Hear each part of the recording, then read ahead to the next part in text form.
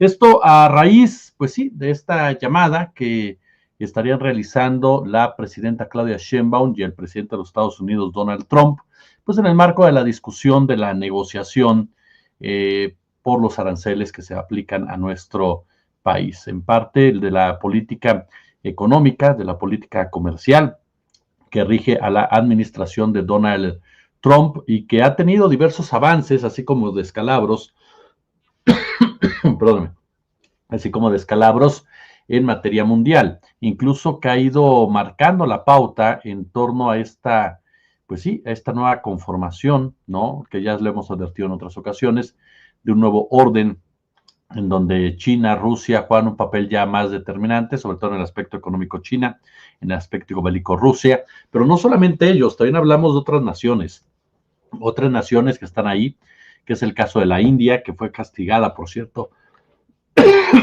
perdón, nos da el ataque de tos, que fue castigada por Estados Unidos al aplicar un arancel muy alto a la India y que tiene mucha lógica. La India, como usted sabe, es parte de los BRICS, es parte medular de la economía de los BRICS, tiene un acercamiento muy importante, sí, con Estados Unidos, pero también con China, también con Rusia. Y lo mismo pasa con Brasil, Las decisiones que ha tomado Estados Unidos hasta el momento es de minar a los integrantes de los BRICS en este juego que tienen, algunos lo llaman de ajedrez, otros de damas chinas, en donde lo que está en disputa, y seamos muy claros al respecto, pues es la hegemonía comercial mundial, es la hegemonía planetaria, es la hegemonía que durante muchos años fue totalmente controlada por Occidente, encabezados por Estados Unidos, quienes marcaron la pauta, definieron qué querían y cómo lo querían. Ya con Biden ya venía aplicándose también una política de sanciones económicas. ¿Por qué razón? Porque es una herramienta por parte de Estados Unidos. Estados Unidos, junto con la Unión Europea, son felices aplicando, hablemos de Occidente, son felices aplicando ese tipo de medidas que lo que buscan es asfixiar a los gobiernos, es asfixiar a los países, es acabar con economías y de esa forma incluso llevar a derrocamientos de administraciones que no responden a esos mismos intereses. Si no, son armas de una guerra que efectivamente no mancha de rojo, ¿no?, las portadas de periódicos, pero sí mata de hambre, por ejemplo. Porque a final de cuentas, sí, no estás bombardeando, sí, no estamos viendo los drones, sí, no estamos viendo los aviones, sí, no estamos viendo los tanques, sí, no estamos viendo los acorazados, pero estás atentando contra el futuro de una nación. Cuando tú bloqueas, como el caso de Cuba, el caso de Venezuela, lo que ha pasado con otras naciones de Asia, de África, que han sido víctimas precisamente de ese tipo de medidas y los han llevado a situaciones verdaderamente inhumanas, a situaciones desesperadas, porque además de aplicarles bloqueos o sanciones, también llevas a cabo despojos de sus propias riquezas. Entonces, con base en ello, sí, puedes decir que no es una guerra tradicional, pero es una guerra. Es una guerra, ¿por qué? Porque estás lastimando a los países en donde más les duele. Entonces, ya desde su historia en sí, Estados Unidos así se fue formando. Recuerda usted incluso cuando Estados Unidos comienza a consolidarse como nación, cuando Estados Unidos comienza a darse cuenta lo que debe de hacer para jugar un papel importante en la materia, comienza con guerra y con aranceles. Esa es su estrategia desde hace ya bastantes años con el presidente McKinley, quien es el primero que lleva a cabo esa medida, ¿no? Expansión territorial y aranceles. ¿Para qué? Para proteger completamente a la industria norteamericana. Y así funcionó durante muchos años, hasta que entró el neoliberalismo como tal. En el caso de Joe Biden, ya desde Biden comenzaban las agresiones hacia China, comenzaban las medidas para tratar de trastocar el nuevo equilibrio mundial, y con Trump se han venido profundizando con esta mirada arancelaria completamente. Trump quiere que el mundo le pague, así literal, le pague por seguir siendo la potencia, por seguir siendo la hegemonía, por seguir siendo el bully mayor, ¿no? Literal, quiere que todo el mundo lo mantenga y por eso lanza esa política arancelaria con la cual ha ido doblando a muchos, pero a muchos en ese marco. Uno de ellos, por supuesto, y lo más notable, ha sido el caso de Europa, ¿no? El caso de Ursula von der Leyen y de Donald Trump, que significaron una auténtica y desvergonzada obra de teatro. como ha hecho con otros países, Trump no buscó ahora con la Unión Europea un buen acuerdo comercial para los intereses de la economía estadounidense, como él se empeña en decir. Lo que ha cedido von der Leyen no es en materia arancelaria para evitar los males mayores de una escalada de guerra comercial, como afirman los dirigentes europeos. El asunto va por otros derroteros, que es lo que le importa a Trump. Los aranceles del 15% acordados para gravar casi todas las exportaciones europeas los van a pagar los estadounidenses y en algunos casos con costos indirectos aún más elevados. Y esto pasará, entre otros productos, con los farmacéuticos que se ven afectados. ¿Por qué? Porque en Estados Unidos no hay producción nacional alternativa y siendo generalmente de compra obligada, los economistas, ¿no?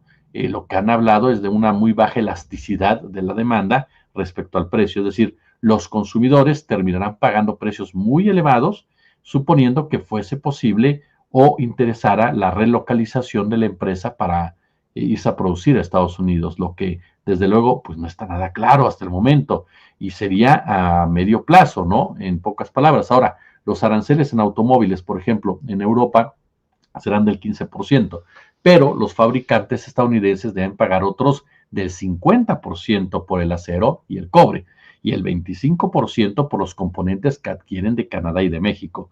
Sería posible, por tanto, que los coches importados de la Unión Europea sean más baratos que los fabricados en Estados Unidos y que a los fabricantes de este país les resulte mejor producirlos en Europa y llevárselos de vuelta. Además, la mayoría de los automóviles de marcas europeas que se venden en Estados Unidos se fabrican allí, de modo que no les afectarán los aranceles, mientras que en Europa apenas se venden coches estadounidenses, no por razones comerciales, sino más bien culturales o de gustos. Ahora, otros productos en los que Europa tiene ventaja, como los relativos a la industria aeroespacial y algunos químicos agrícolas o recursos naturales y materiales primas, pues no se van a ver afectados.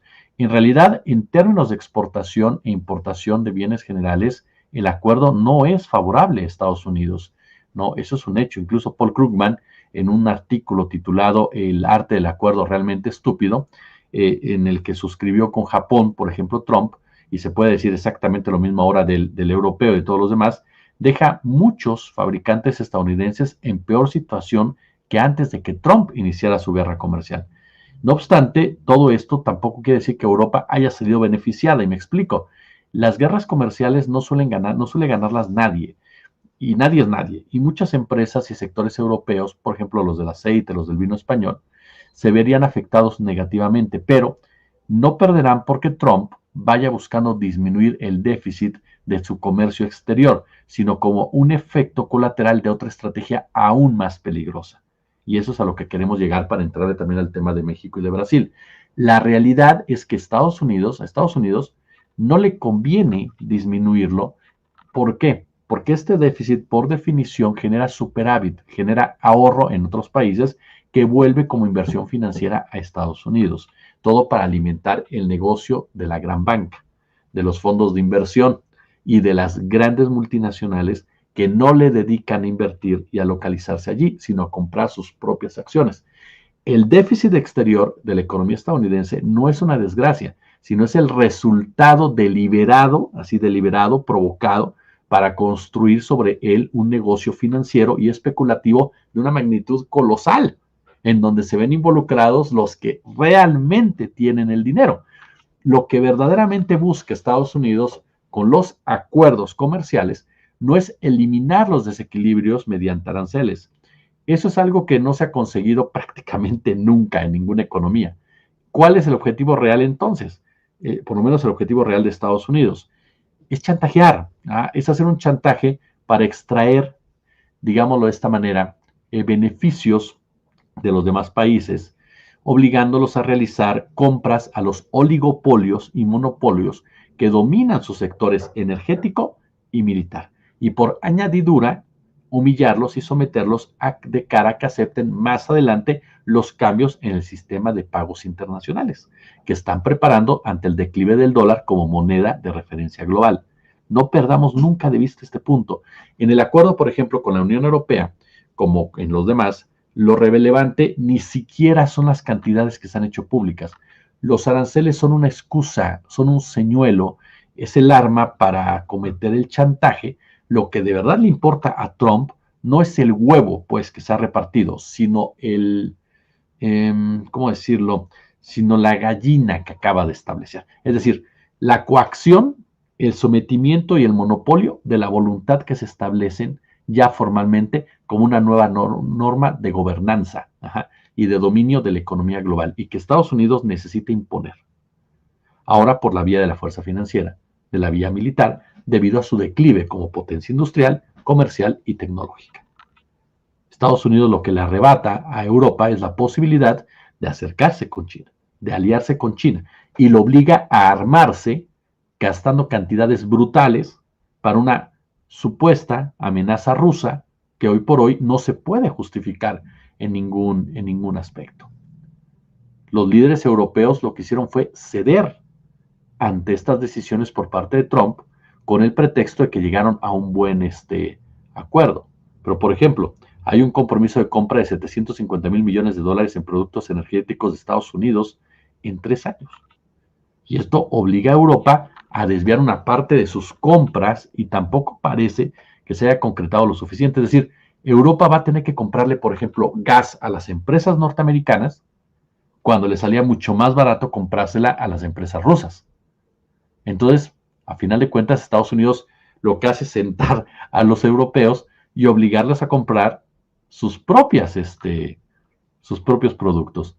Lo que han hecho von der Leyen y Trump, por cierto en Escocia, ni siquiera en territorio europeo, ha sido desnudarse en público. Han hecho teatro, haciendo creer que negociaban cláusulas comerciales, pero en realidad se han quitado la ropa de la demagogia y los discursos retóricos para mostrar a todo el mundo sus vergüenzas manifestadas en 5 grandes realidades. El final del gobierno de la economía global y el comercio internacional mediante reglas y acuerdos y el comienzo de un nuevo régimen en el que Estados Unidos decidirá ya sin disimulos a base de chantaje, imposiciones y fuerza militar. 2, a un Estados Unidos que no le importa provocar graves daños, producir inestabilidad y una crisis segura en la economía internacional para poner en marcha ese nuevo régimen. Quizá incluso lo haya buscado en todos los sentidos. 3, la Unión Europea se ha sometido, se ha arrodillado ante el poder estadounidense, renuncia a forjar cualquier tipo de proyecto autónomo, ¿no? Trump no le ha importado, por supuesto, nada más que mostrar a una Europa que ya no toma decisiones estratégicas en 3 grandes pilares: la economía, la geopolítica y la defensa. Y 4, ambas partes han mostrado al mundo que los viejos discursos sobre los mercados, la competencia, la libertad comercial, la democracia, la soberanía o la paz eran lo que ahora vemos que son humo. Humo que se ha llevado el viento, un fraude, una gran mentira. Y por último, han mostrado también que el capitalismo se ha convertido en una especie de gran juego de Monopoly regido por grandes corporaciones industriales y financieras que han capturado a los estados para convertirse en extractores de privilegios, en una especie de gigantesco propietario que obviamente exprime a sus inquilinos, aumentándoles sin cesar la renta mientras les piden por la fuerza que se vayan y les hablen precisamente en libertad. Entonces, eso lo tomamos de referencia para entender la negociación que Estados Unidos está llevando a cabo ahora con México y con Brasil.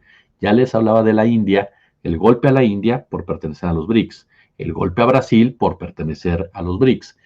¿Cómo es la relación con México? ¿Qué fue lo que dijeron estos personajes, por ejemplo, en la mañana? Se atrasa la mañanera, se anuncia ayer por la tarde, se va a atrasar la mañanera a las 10 de la mañana porque, como lo había adelantado la presidenta Claudia Sheinbaum, tenía una plática, una charla, ¿no?, con Donald Trump para tratar el tema arancelario, y esto se los comentábamos desde ayer por la noche. Era lógico que se llegara a ese punto, sobre todo después de las declaraciones de Marcelo Ebrard Casaubon, quien de manera enfática señaló en una entrevista que México ya había hecho todo lo que podía hacer, que realmente México ya no tenía pues más que hacer. O sea, ya había puesto lo que tenía que poner, ya habían tomado las acciones que tenían que tomar, y pues la decisión ya le tocaba a los Estados Unidos, y que se comenzaba incluso un camino de negociación ya diferente, más abocado a lo que es el tratado comercial. Cuando tú escuchas esto del secretario de Economía y escuchas del otro lado de la frontera algo similar, pues entiendes que el asunto lo resuelven Sheinbaum y Trump. O sea, ya los secretarios dicen, pues nosotros ya llegamos hasta donde nos dieron permiso, ya nosotros ya pudimos hacer lo que pudimos hacer, pues ya es un asunto que le toca a los presidentes, a la presidenta y al presidente. O sea, ya es algo que ellos dos tendrán que dirimir, ¿no? Ya está aquí la mesa de negociación, ya está mi documento, ya está mi propuesta. La doctora Sheinbaum lo dice muy bien cuando señala, hubo varias propuestas que literalmente quedaron de lado, y pues esperaba esa llamada con mucha atención, como ha sucedido ya en otras ocasiones, y hay puntos a favor y puntos en contra de todo esto, tanto para México como para los Estados Unidos. De entrada, a ver, la presidenta sostiene esta llamada telefónica con su homólogo estadounidense, Donald Trump. Acuerdan pausar por 90 días la imposición de aranceles del 30% a las exportaciones mexicanas, que el mandatario estadounidense anunció en una carta el pasado 12 de julio. ¿Qué fue lo que se dijeron? Porque empezaron en redes sociales, ¿no? Primero fue Trump. Trump es el que lanza casi siempre, aunque no acuerden con Trump, él lanza en su cuenta, tiene su red social, él lo puede hacer. Hemos acordado extender por un periodo de 90 días exactamente el mismo acuerdo que tuvimos durante el último corto periodo de tiempo, es decir, que México continuará pagando un arancel del 25% al fentanilo, un arancel del 25% a los automóviles y un arancel del 50% al acero, aluminio y cobre. Fue lo que publicó el estadounidense en su red social. Las complejidades, aquí viene lo interesante, las complejidades de un acuerdo con México son algo diferentes, este punto es importante, a las de otras naciones, debido tanto a los problemas como a los activos de la frontera. No dejemos de lado esta definición en la negociación. Según el mandatario estadounidense, México habría acordado terminar sus barreras comerciales no arancelarias, de las cuales dice había muchas. Hablaremos con México durante los próximos 90 días con el objetivo de firmar un acuerdo comercial en algún lugar dentro del periodo de tiempo de 90 días o más. Fue lo que dijo Donald Trump, ¿no? La llamada obviamente no fue exclusiva entre Sheinbaum y Trump, estuvieron pues diversos personajes de ambos gobiernos. En el caso de los Estados Unidos, pues estuvo obviamente J.D. Vance, que es el vicepresidente, estuvo, a ver, ¿quién me falta? Scott Bessent, que es el secretario del Tesoro, obviamente Marco Rubio, ¿no? Secretario de Economía, de Estado, perdón usted, estuvo por ahí, ¿cómo se llama este hombre? Steven Miller, que es el subjefe de gabinete para políticas y asesor de seguridad nacional, que es un nazi, así. Stephen Miller es un nazi, es el padre y promotor de toda esta cacería contra los migrantes, es un personaje antimexicano hasta la médula. Estuvo también Susie Wiles, que es la jefa de gabinete, ¿sí? Jefa de gabinete. Estuvo obviamente este hombre, ¿cómo se llama? Howard Lutnick, que es el secretario del ramo, ¿no? Del comercio en Estados Unidos, y también obviamente estuvieron otros personajes que ayudaron pues a que se fuera dando esta situación. Se me escapa el nombre del representante comercial, es Jamieson Greer, ¿no? Creo que está bien pronunciado. Del lado mexicano, por supuesto, también estuvo el equipo encabezado por la doctora Claudia Sheinbaum, quien obviamente pues destacó en la mañanera la entrada en vigor de estos aranceles por 30 días, ¿no? Eso es parte de lo que vamos a escuchar en un momento más, en donde la presidenta de la República pues aborda precisamente esta situación, y si les parece vamos a escuchar la forma en la cual no se fue desarrollando y cómo lo presenta la presidenta al momento en que llega, ¿no? Cuando llega a la conferencia mañanera, acompañada principalmente de Roberto Velázquez, de Marcelo Ebrard y también, por supuesto, de Juan Ramón de la Fuente. Esto fue lo que dijo la presidenta Claudia Sheinbaum. Fue una llamada como de 40 minutos, más o menos. Y pues como ya publicó el presidente Trump y publicamos nosotros, son 90 días, nos mantenemos como estamos, y son 90 días para seguir platicando, dialogando, construyendo un acuerdo de más largo plazo. ¿Por qué es importante este acuerdo? Número uno, no aumentan más las tarifas. Si ustedes ven los acuerdos con los otros países, pues en realidad nosotros nos quedamos igual que como estábamos. Segundo, se salvaguarda el TEMEC, eso es muy importante, porque recuerden que el 25% de las tarifas o de los aranceles, así hay que decirlo en español, de los aranceles, son para todo aquello que no está dentro del TEMEC. Entonces, es para lo que está fuera del TEMEC, que es el 25%, y bueno, se mantiene los aranceles para automotriz, aunque como ustedes saben hay un descuento para lo que tiene que ver con las partes fabricadas en Estados Unidos y México y Canadá también. Y pues mantenemos el mismo, o mantiene el mismo arancel para el acero y el aluminio. Pero es muy importante que se salvaguarda el tratado. Tercero, pues mantener esta mesa de diálogo, negociación permanente con su equipo. Realmente México sigue siendo hoy, dentro de este nuevo orden mundial, porque es un nuevo orden comercial mundial, tenemos el mejor acuerdo posible, comparado incluso con las demás naciones. El mejor acuerdo posible. Ojo con ese detalle que es con base en lo que les estaba platicando. Por eso me interesaba mucho darles a conocer el contexto de Europa y ahorita entrarle al tema también de Brasil. ¿Por qué? Porque, a ver, haciendo una especie de resumen, ¿no? No me va a quedar como a los de mi querido Mario Toledo, pero para que más o menos vayamos entendiendo. Uno, hablamos de que se posponen los aranceles ya entrados. Dos, se vislumbra un acuerdo comercial de largo plazo. Tres, Trump reconoce la importancia de México, porque a final de cuentas lo está reconociendo. Con ese dato que les decía, cuando habla de que las complejidades con México y la frontera, está reconociendo la importancia de México. Ajá. Ojo, está reconociendo también, como dice el querido Jesús García, interdependencia. Es decir, por primera vez Trump públicamente está reconociendo que es tal la conexión entre México y Estados Unidos que no es fácil llevar a cabo acciones en contra de nuestro país sin que tenga una repercusión mucho más grave en su propio territorio y que le genere a él mismo un problema interno. Deje con el pueblo norteamericano que a Trump le vale gorro, no, con los propios empresarios, con los hombres del dinero. Ya vimos lo que pasó con Elon Musk cuando aplicaron estas reformas y demás. No es el único millonario que se ve afectado por decisiones arancelarias. Hay otros como el propio Peter Thiel, hay otros más, incluso gente del gobierno de Trump como Tom Homan, el ficticio zar de la frontera, que tiene empresas de leche en Nueva York y que por lo tanto a él le pegan decisiones arancelarias, incluso decisiones migratorias. A muchos de los que apoyaron a Trump en la campaña les pegan decisiones arancelarias y México juega en la misma complejidad, ¿no? Ahora, hay un tema aquí que a mí sí me llama la atención, que bueno, la presidenta de la República señala, y esto es muy importante, que habrá que ver cómo se va desarrollando, que es el tema de la seguridad. ¿Por qué? Porque queda claro que va a haber un acuerdo de seguridad. Eso queda clarísimo. Ajá, clarísimo. Pero como dice la doctora, no se trató de cierta forma. Entonces, aquí es donde vamos a tener una discusión muy interesante entre ambos países. ¿Por qué? Porque van a chocar, fíjese, se complementan, pero a la vez chocan por el imperialismo gringo.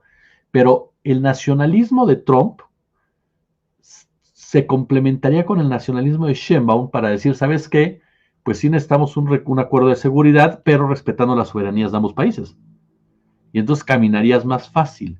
El problema es que a Trump no le interesa la soberanía de nadie más que la de ellos mismos. Y es ahí donde te topas con una problemática fuerte. De entrada, por ejemplo, tenemos que hablar de cuestiones que este acuerdo, no acuerdo, sino, bueno, sí es que sí es un acuerdo, es más positivo que otros países. Y se da con base en lo que acabamos de comentar. Por un lado, un Trump reconociendo con su equipo que México no es cualquiera, o sea, que México no es su patio trasero, que México no es un jugador cualquiera, sino que México es un jugador importante para su propia sobrevivencia, y México haciéndole patente a Estados Unidos que está capacitado también para poderle hacerle daño de una u otra manera. Tal vez no del tamaño que Estados Unidos te puede hacer, pero sí de una forma en la cual te va a generar problemas internos con tus principales bases de apoyo. Ahora, Vaya que el gobierno de Claudia Sheinbaum en los últimos días ha tenido resultados positivos en materia económica. Está viviendo momentos importantes, como destacaba incluso el maestro Mario Campa, ¿no? ¿Por qué? Porque el PIB, ¿no? Superó expectativas. ¿Está de acuerdo? Se difieren los aranceles 90 días, cuando ya otros países de plano están sometiéndolos. Los datos que se dieron en torno a menor pobreza y desigualdad, ¿no? Aunque no fue en el mandato de Sheinbaum, fue en un mandato de su propio partido, su propio movimiento, hay una mejora en la recaudación, ¿no? Y la aprobación de Sheinbaum es altísima. Entonces, eso también, y en parte lo mencionó la presidenta también, el nivel en el que llegas con una aprobación de ese tamaño. Cuando tú entras con una aprobación del 80% a una negociación contra un presidente que tiene menos del 50%, llevas mano. ¿Por qué? Porque tú tienes una ventaja, la ventaja de contar con la confianza y el respaldo por parte de tu país, por parte de tu ciudadanía, por parte de un pueblo. Incluso gente del PAN, del PRI, de MC, que abiertamente dicen, pues sí, yo voté por el PAN, yo voté por el PRI, pero hasta eso lo está manejando bien Sheinbaum. Ajá. Sobre todo entendiendo el entorno global. Cuando tú vas con ese nivel de popularidad, las cosas cambian. Si no es definitorio ni no es todo del todo, las cosas cambian. ¿Por qué razón? Porque a final de cuentas te sientas en la mesa ante la realidad de que tú tienes un respaldo ciudadano.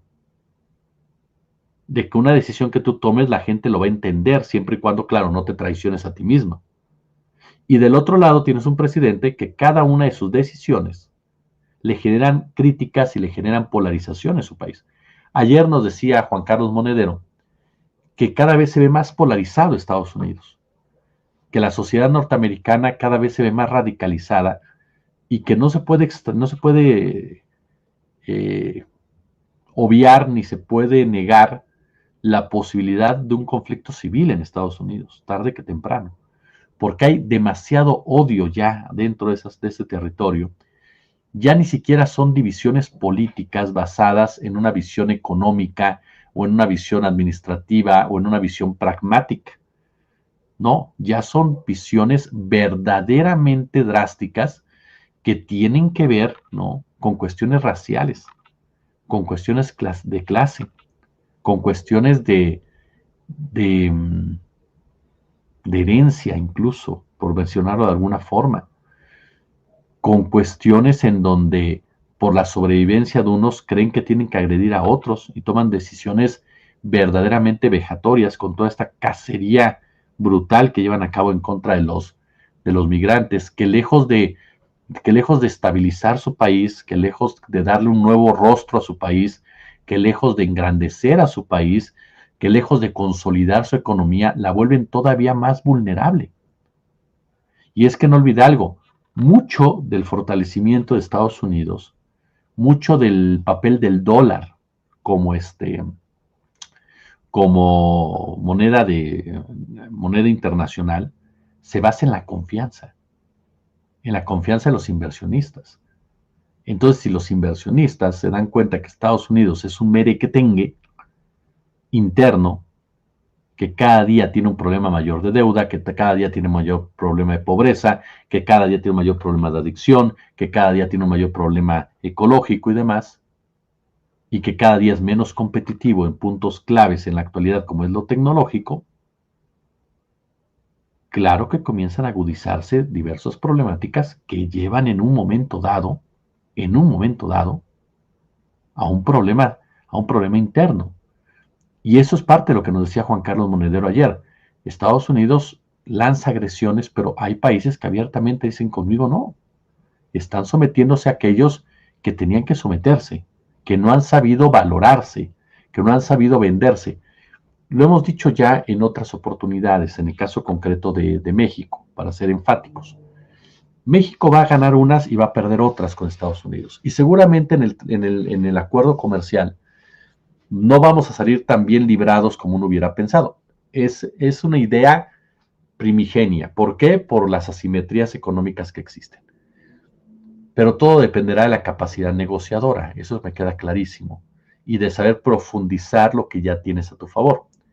Pero a pesar de estas asimetrías, México se ha sabido hacer valer, ese es mi punto. Uno de los grandes éxitos que ha tenido la doctora Claudia Sheinbaum y su equipo de trabajo, que ahorita les voy a poner algo sobre la mesa que va a generarles polémica a lo mejor, o tal vez no, tal vez sí, pero algo que han sabido hacer es hacer valer a México. Mientras que Europa se somete y sus líderes no les importa a su pueblo, ese es un punto básico también. A Trump y a los líderes europeos no les importa la gente, no les importa.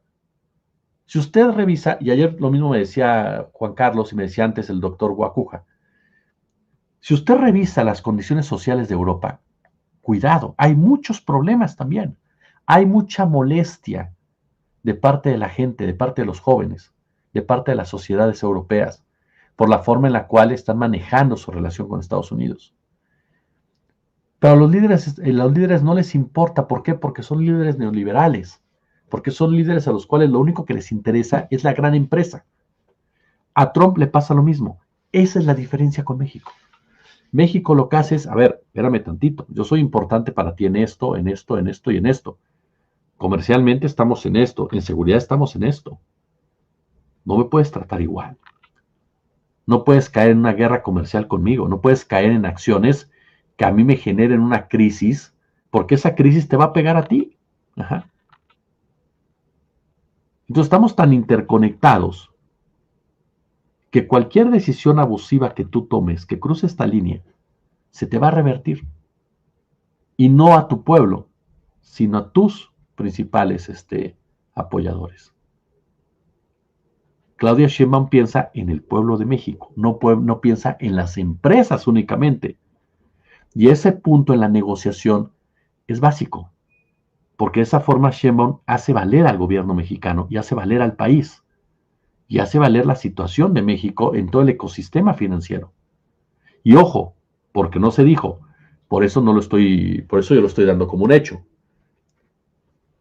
Estados Unidos no le está prohibiendo, por lo menos no sabemos públicamente, por eso me lanzo este comentario. No está prohibiendo a México lo que le prohibió a Europa, de negociación o acercamiento con los BRICS. Vamos a ver, claro, esto se va a notar, si sí se hizo, se va a notar en el comportamiento de México. Pero México hasta el momento, públicamente y con base en lo que la presidenta Sheinbaum ha dicho, y le creo, le soy honesto, yo sí le creo a Sheinbaum en ese sentido, México no ha cedido esa soberanía en la toma de decisiones. Y esa soberanía que perdió Europa, México la mantiene. Y eso también le da a México la posibilidad de seguir explorando un acercamiento con Brasil, de seguir explorando un acercamiento con los BRICS, que a Estados Unidos, por supuesto, le puede llegar a convenir, ¿saben?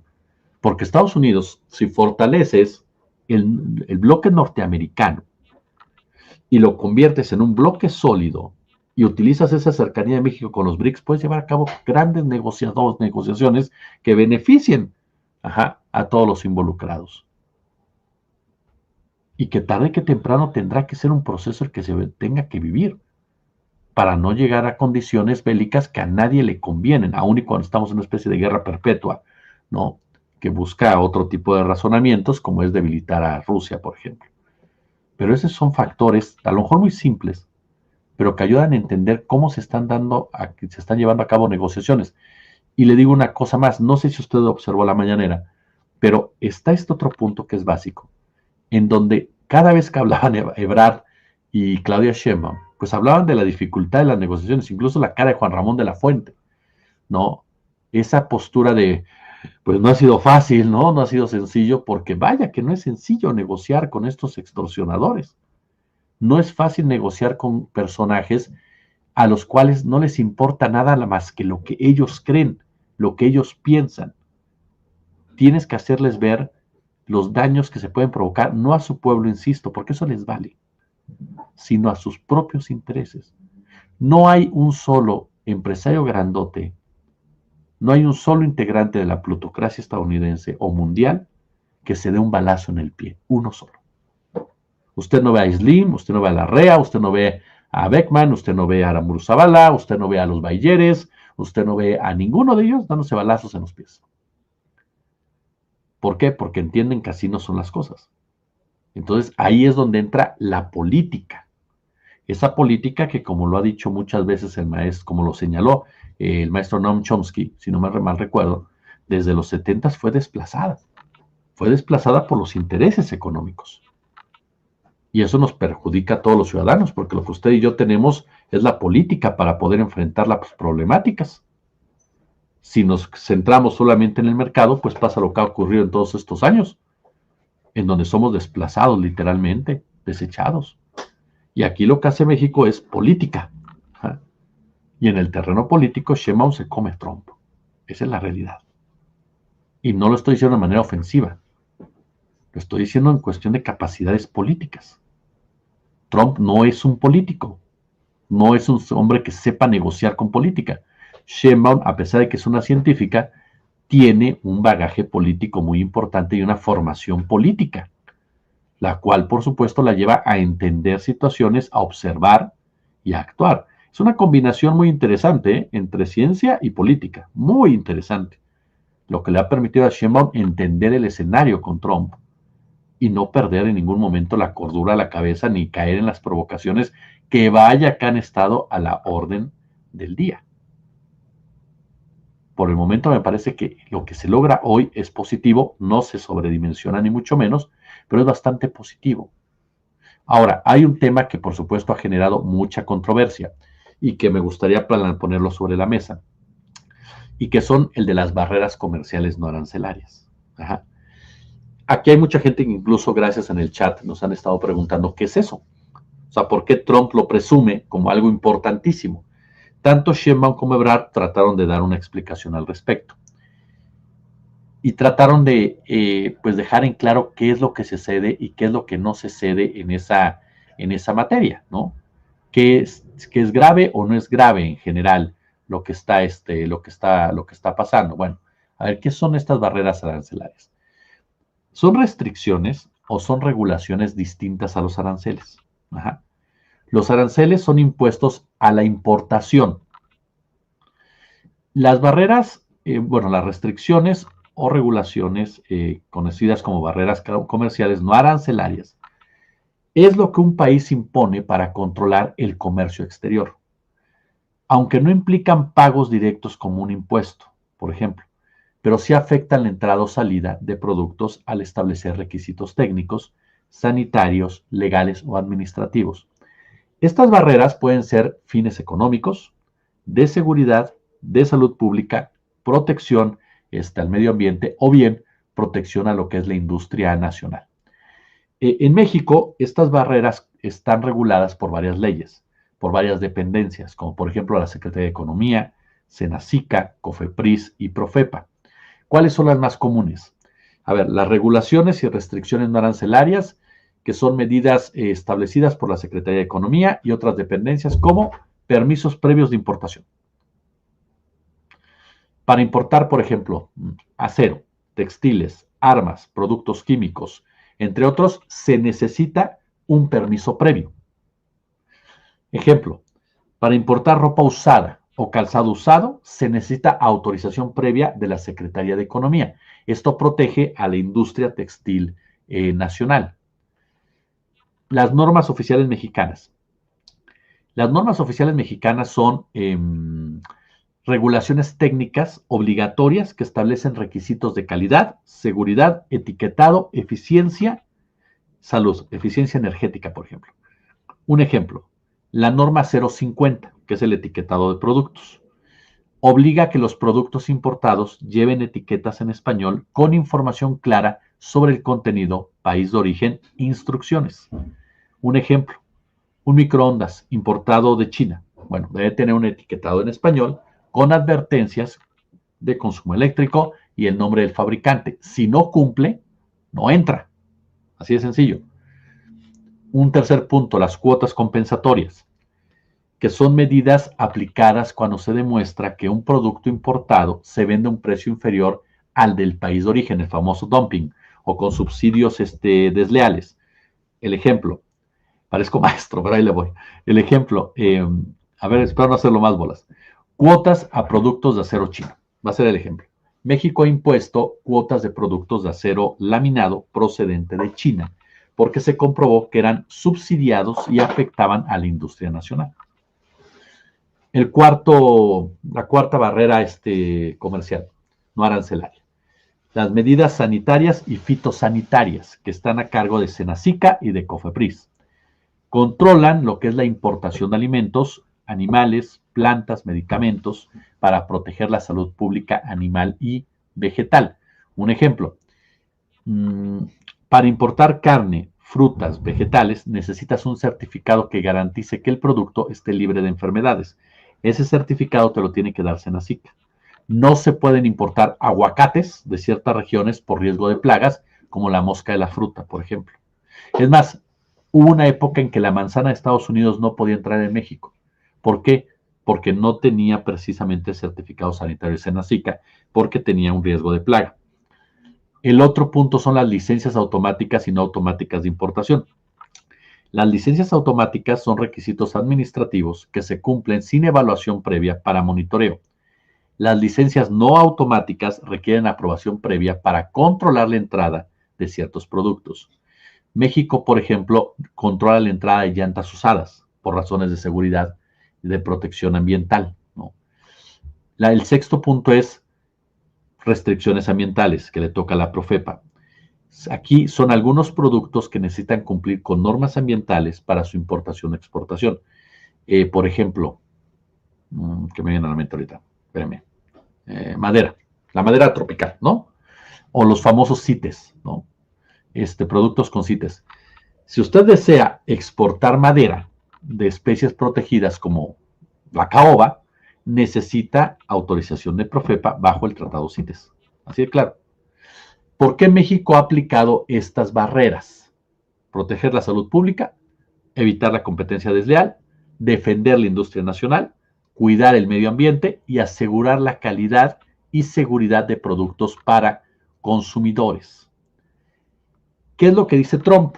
Trump lo que dice es aceptó retirar muchas de sus barreras comerciales, pero no dice cuáles. Nunca dice cuáles. Esto sí genera incertidumbre para los exportadores y para los empresarios, por supuesto que sí. Y le toca al gobierno mexicano delimitar cuáles sí y cuáles no. Porque obviamente, y dudo mucho que hayan cedido en un aspecto de que entre todos sin problema, porque eso va a traer una repercusión más grave. Aquí se amolda un poco más lo que bien dijo Ebrard. Esto es parte de lo que va a ser la negociación de un nuevo tratado, que habrá cuestiones en donde Estados Unidos quiera mayor apertura en ciertos sectores y México acepte o no acepte.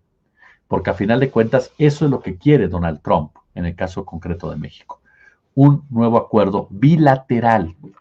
Trump va a tratar de aquí en adelante de reventar el asunto Canadá para tratar de sentarse exclusivamente con México, y poder de esa manera imponer ciertas condiciones. México tiene la obligación de que tú puedes quitar ciertas barreras comerciales, no arancelarias, pero no puedes retirarlas todas. Entonces, por eso me parece que esa fue, y digo, yo no soy nadie para decir esto, ni mucho menos, pero tal vez esa fue la pregunta que hizo falta, ¿no? ¿Cuáles son estas barreras arancelarias que quitaste? ¿Cuáles?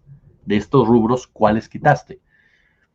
Nos vamos a enterar tarde que temprano. Son cosas que se van a ir desarrollando durante los próximos días, próximas semanas, y veremos qué tanto se cedió en estos puntos, que yo insisto, para mí me da la impresión que no se cede en puntos claves, sino que se cede en puntos que a lo mejor salías sobrando, que a lo mejor eras demasiado estricto, a cambio de, porque es una negociación en donde no vas a ganar todo, ni vas a perder todo, en donde tendrás que ganar unas y vas a perder otras. Lo que es importante que es que lo que pierdas no afecte tu estabilidad, no afecte tus principios, no afecte tu soberanía y no afecte, por supuesto, a tu gente. Eso es lo más importante. Puede ser flexible en algunos de estos puntos, pero no que te dañe tu economía, no que te dañe tus sectores, porque a final de cuentas México tiene que pensar en la reindustrialización. El mundo está ahí ya. Es cierto que China, que Rusia, que la ruta de la seda, que los BRICS, en fin, que Estados Unidos y Europa y demás. Pero el mundo está en un momento en el cual tú tienes que pensar hacia adentro. México es de los mexicanos, punto. Así de simple. Y eso tiene que ser la mentalidad del empresario mexicano, del gobierno mexicano y de los mexicanos. México es de los mexicanos y los intereses que tienen que privar son los de los mexicanos y los intereses que se tienen que desarrollar son los de los mexicanos y los intereses que tienen que prevalecer son los de los mexicanos. Y para eso necesitas producir lo suficiente para que el consumo interno sea satisfactorio y después te dediques a exportar. Eso fue lo que cambió con el Telecam. Eso fue en donde nos dieron en la torre, en donde México dejó de producir lo suficiente para sí mismo y comenzó a depender de varios sectores de otros países. Cuando la lógica de cualquier situación, que eso es lo que aplica China, en cierta forma, aunque sí, técnicamente otros analistas pueden decir, bueno, sí, pero con ciertos matices, pero es lo que aplica China, es lo que aplica Rusia, es lo que aplica o está tratando de aplicar India, es lo que está tratando de aplicar Vietnam, es lo que está tratando de aplicar Brasil. Produzco lo que yo consumo en todos los rubros y después ya vendo y después ya compro. Pero primero satisfago mi demanda interna. México, lamentablemente, con el Telecam, se retrasó años en eso, décadas completamente. Y tiene que empezar a caminar, ya está caminando allá, desde el gobierno de López Obrador comenzó a caminar allá. Porque algo que hizo López Obrador, que vale la pena señalar y destacar, es que López Obrador lo que se hizo fue entender a Trump en que, ok, si Trump quiere nacionalizar todo, ok, los huecos que va dejando Trump en México, que me llevo a empresas, llego a acuerdos con los empresarios mexicanos y estos le entran y entonces comienza a ser el mercado mexicano. Y eso es lo que Sheinbaum tendrá que llevar a cabo y tendrá que desarrollar también y que lo trata de hacer con el Plan México. Ese es el Plan México en realidad. Aquí lo que se necesita también es actitud patriota del empresariado. Por primera vez los empresarios mexicanos no se trata que le regalen nada a nadie, pero se trata que tengan un compromiso. Sé que va a sonar muy tonto lo que voy a decir, pero se requiere un compromiso social para que ellos mismos ganen. Es que aparte le digo una cosa, insisto, ningún empresario se da un tiro en el pie. Por eso es que los empresarios están muy cerca de Sheinbaum. ¿Por qué? Porque se dan cuenta que lo que se trata es de que todos ganen. Por supuesto que siempre habrá empresarios como el tío Rich y otros más, el de Lala y otros, que quieren ganarlo todo ellos. Pero lo importante es que ese grupo empresarial se den cuenta que es de que lo que se trata es que gane todos, que gane la microempresa, la mediana empresa, la pequeña empresa. Porque de esa forma vas a desarrollarte mejor, vas a tener mejores resultados para todos. Así de sencillo. Y tú vas a tener hasta mejores porque inviertes más, ¿no? Eso es lo fundamental con este tipo de discusiones que se están gestando. Y por eso es tan importante el Plan México. Y por eso el Plan México es tan definitorio en muchos sentidos. Y por eso es que lo que hay que exigirle a Slim, y lo que hay que exigirle a la REA, y lo que hay que exigirle a los Beckman, y lo que hay que exigirle a los Serville, y lo que hay que exigirle hasta el tío Richie, y a todos ellos, uno es que paguen sus impuestos, pero además que le inviertan aquí. Y que le inviertan en situaciones no de pauperización al empleado, no para desproteger al empleado, no para someterlo, sino para hacer un buen negocio, en pocas palabras. Porque el mundo, aparte de todo, te está llevando a eso. México no tiene por qué ser ficha de intercambio entre Estados Unidos y China. México tiene que saber negociar con los dos. Pero la única forma en que lo puedes hacer es fortaleciéndote hacia adentro. Insisto, eso es lo que está haciendo Brasil. Eso es lo que está haciendo Vietnam. Eso es lo que está haciendo la India. Eso es lo que está haciendo hasta Sudáfrica. Eso es lo que busca hacer Irán. Fortalecerse hacia adentro para poder moverse en otro tipo de escenarios.